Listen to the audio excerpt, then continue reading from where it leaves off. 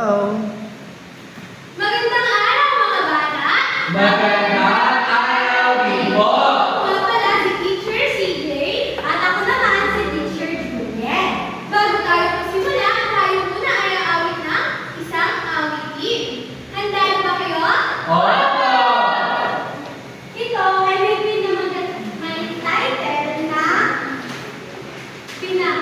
Ikaw ang pinapamigil mo. Ikaw ang sanay ko.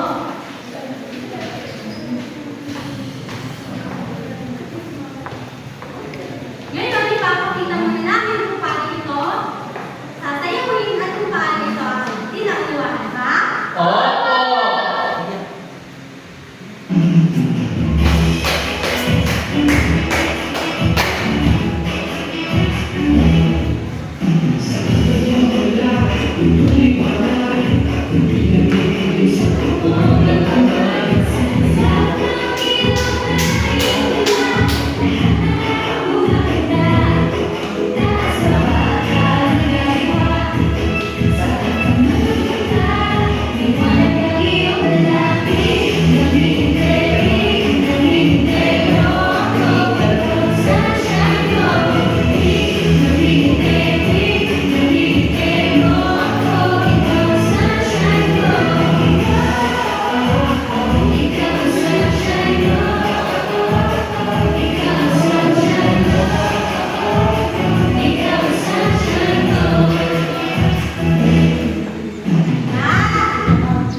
Mga bata, handa na ba kayo umawi? Opo! Kung gayon, ay magsitayo tayo lahat upang masimulan na natin.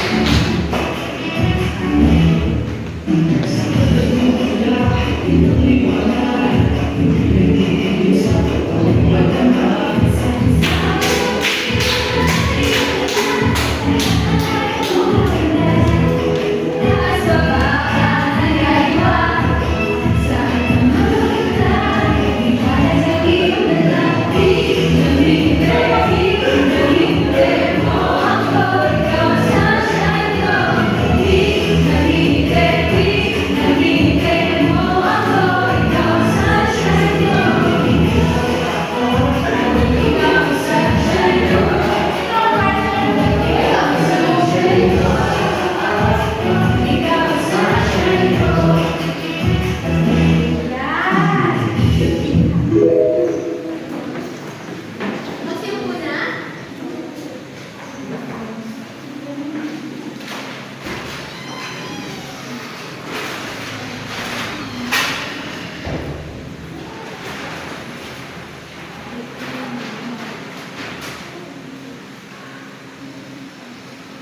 Bago ang lahat, nais kong isipin nyo na tayo ay nasa isang paglalakbay na puno ng kaalaman.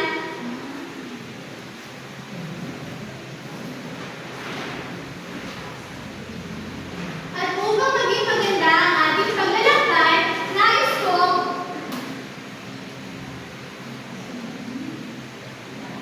may alituntunin tayo na dapat sundin.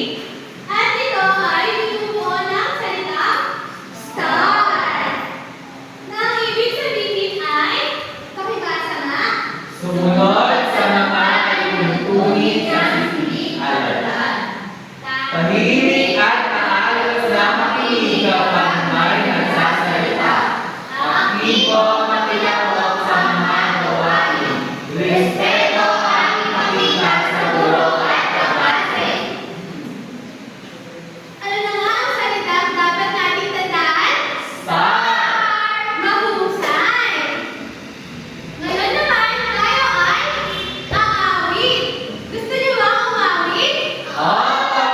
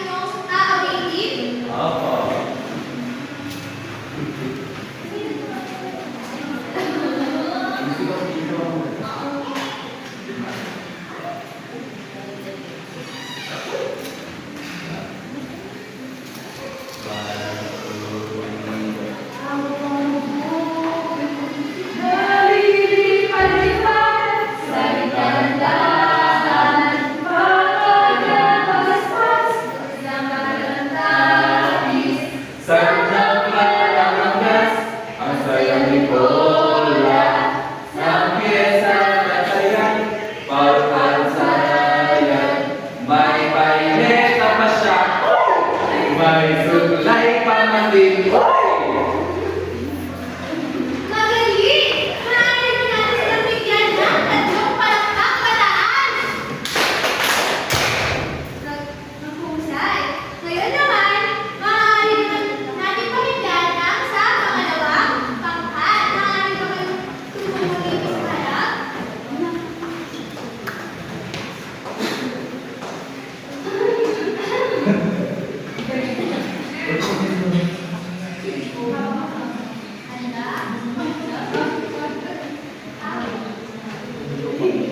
Leon, Leoncita, bumuo ng papaya, dala-dala'y gusto, sisita ng bunga, pagdating sa duloy, nabali ang sanga, tapos kapalaran, humanap ng iba. Magaling! Maaari din mo natin silang bigyan ng tatlong palakpak pataas. Ang husay. Alam niyo ba ang ating inawit? Opo. Ano ang uri ng awitin ng ating inawit, Rodney? Mga awiting pambaho. Awiting pangkalitikan.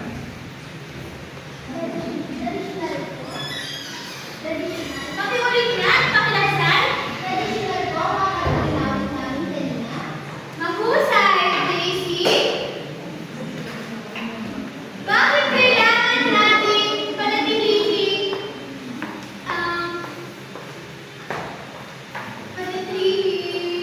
buhay ang mga awitin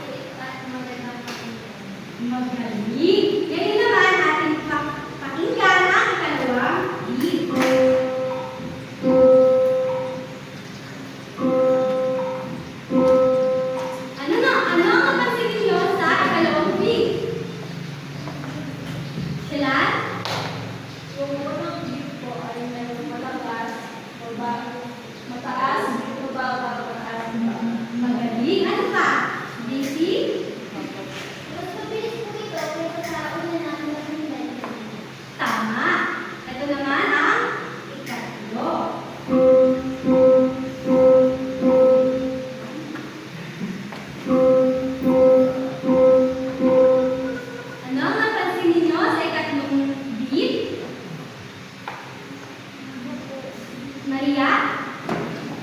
Mas malaki po ang meaning ko kasi sa loob ng dalawa. Tama. Sorry. Iisa na po ang taas at lakas nito kaysa sa mga tao na may palitan ko ng mga kalataas. Mahusay. At ano naman ang pa?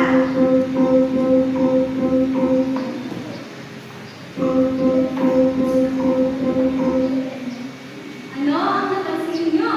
Maria? Dapat na mas mabilis na po ikaw kasi sa loob ng dalawa. Tama. Ano pa? Tracy?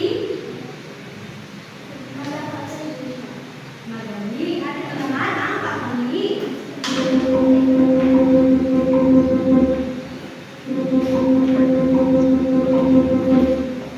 JC? Mabilis po siya at marami ng puno. Magaling.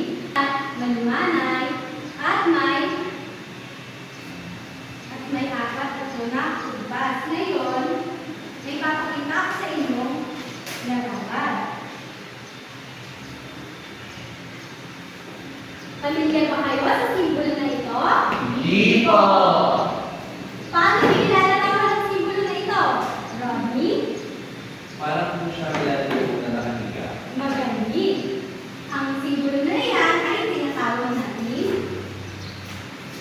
buong binota. Pakibasa nga. Ito ay may apat na bilang. Tama. Ang buong nota na ito ay may apat na bilang. At ito ay ang simbolo na ito ay tinatawag natin tone head. Ano nga ba tinatawag dito? Toadhead. Magaling. At ito naman ang kung meron tayong buong nota, meron din tayong buong pahinga na tinatawag kung saan dito ay tahimik lamang. At tumatawag din ito ng apat na kumpas, gaya ng buong nota. Pakibasa nga. Ito ay katahimikan sa loob ng apat na bilang. Ang ikalawa naman ay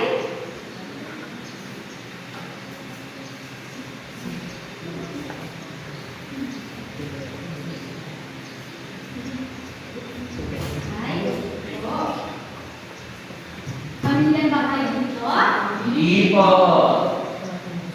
Maaari ko bang ilarawan kung ano ito?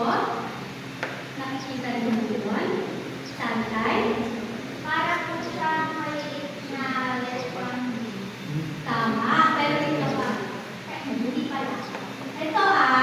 Ito naman ay, itong part na ito ay tinatawag na notehead. Ano nga ba yung tawag dito?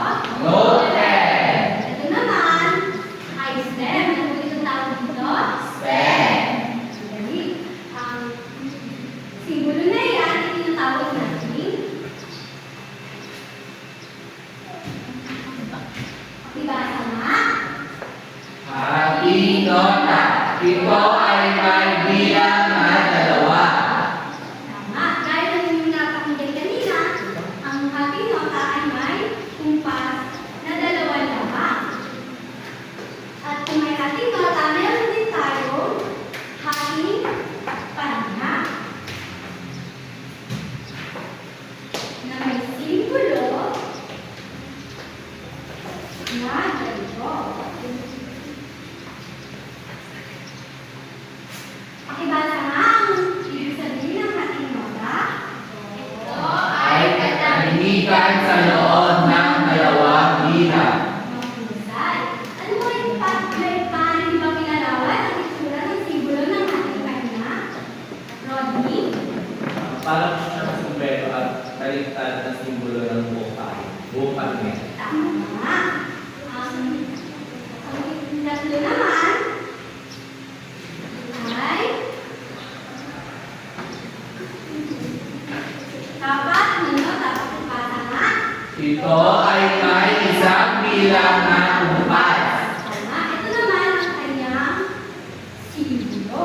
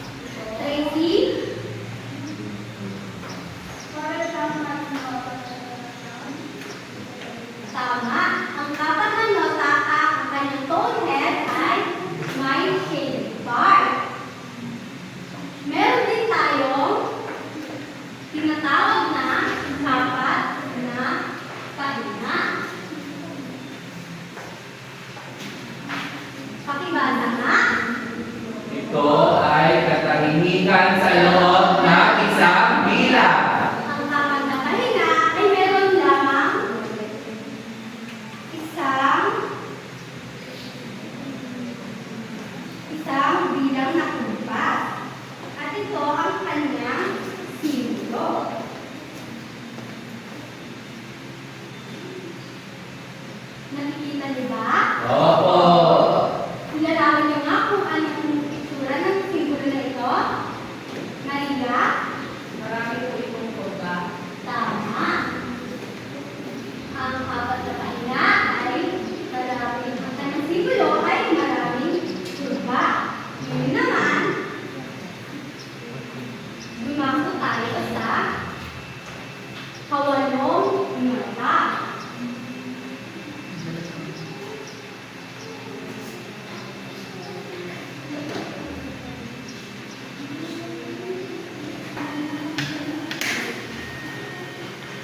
Dumako naman tayo sa kawalong nota. Basahin mo nga. Ito ay may ikabilang. Tama. Ang kawalong nota ay may kalahati lamang ang kanyang bilang.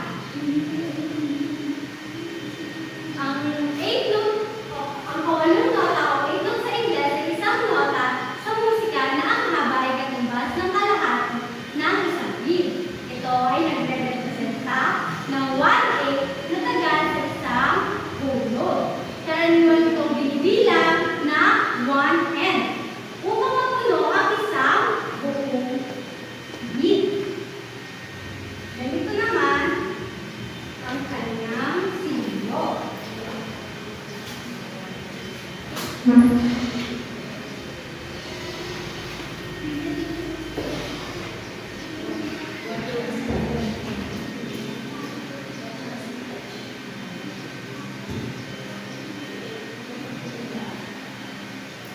Inarawan mo nga kung anong itsura ng simbolo na ito. JC? Para po siyang makawig na hating nota at pang-apat na nota, ngunit meron po siya Tama. Ito ay note head, ito ay stem, ito naman ay ang kanyang lag. Ano nga ulit ito? Lag. Tama. At ito naman ay may pahinga rin na kawalong pahinga. Tulad lamang ng ibang nota ang ating nakita kanina. At ganito ang kanyang pahinga.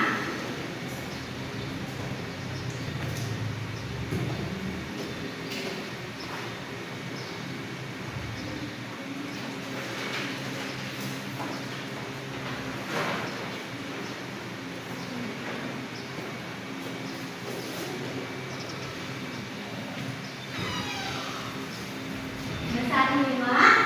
Ito ay katahimikan sa loob ng kalahating bilang. Ang kawalong nota ay kaparehas lamang ng tumpas sa kawalong pahinga ay kaparehas lamang ng tumpas sa kawalong nota. At ang ating panghuling nota ay tinatawag natin na may alam ba kayo kung ano ang maaaring tawag sa ating panghuling nota?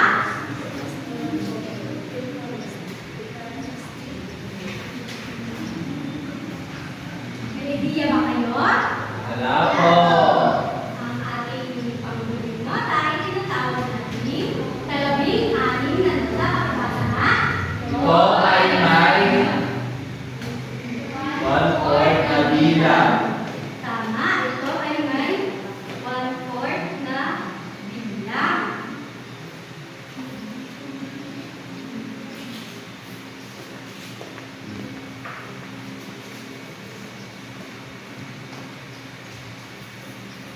Ito naman ang kanyang simbolo.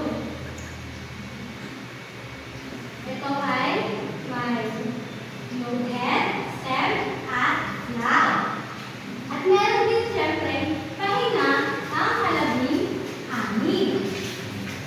At ito lang ay kaparehas ng kumpas sa kalabing-anim na nota. Ang kalabing-anim na pahinga sa nota o 16th note sa Ingles ay isang nota sa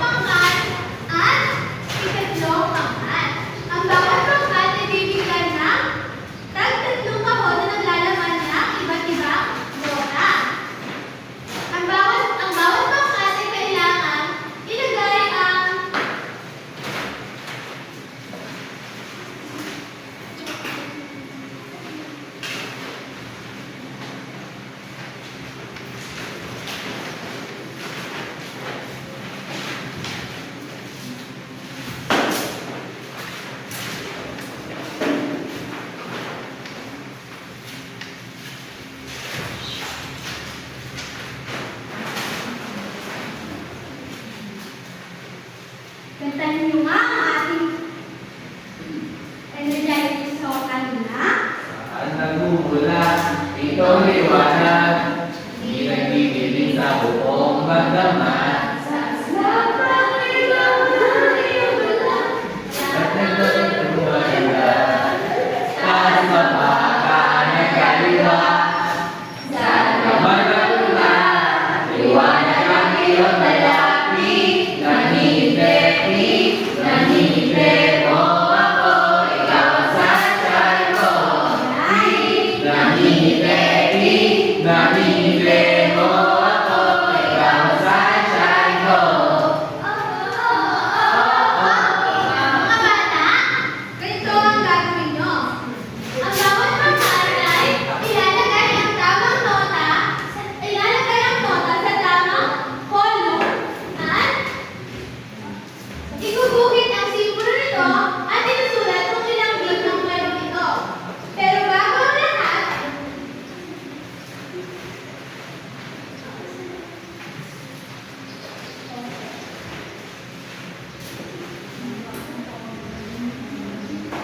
kailangan na muna lampasan ang obstacle na ito upang makasagot sa harapan.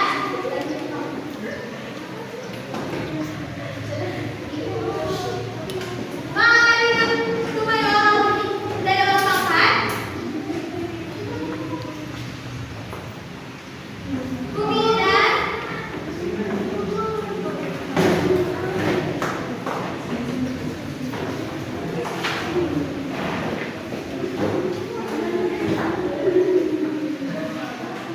Mga bata, naiintindihan niyo ba? Opo. Ano nga ulit ang gagawin nyo? Ilalagay ko lang ang pangalan ng simbolo. Dudrawing ko ano yung simbolo. Tapos kung ilan po ang meaning.